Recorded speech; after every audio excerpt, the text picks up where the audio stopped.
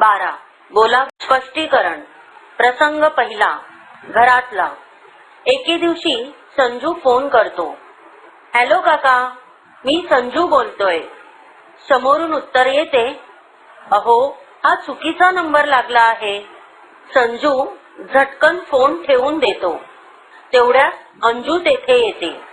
अंजू त्याला समजावून सांगते, संजू तू चुकीचा नंबर लावला होतास, त्यामुळे तू त्या व्यक्तीला मला माफ करा, चुकून तुमचा नंबर लागला असं नम्रपणे म्हणायला हवं होतंच. प्रत्येकाने आपली चूक असली तर ती मोठ्या मनाने मान्य करायला हवी. प्रसंग दुसरा. बस मधला. दिनेश बसमध्ये एका जागेवर बसला आहे. बसमध्ये खूप गर्दी आहे.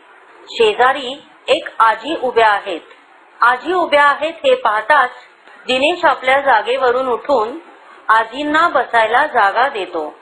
आजी दिनेशच्या जागेवर बसतात आणि त्याला म्हणतात, किती गुणी मुलगा आहेस तू. यावर दिनेश म्हणतो, आजी, वृद्ध व्यक्तींना बस रेल्वेमध्ये बसण्यास जागा देणं हे सर्वांचं कर्तव्यच आहे.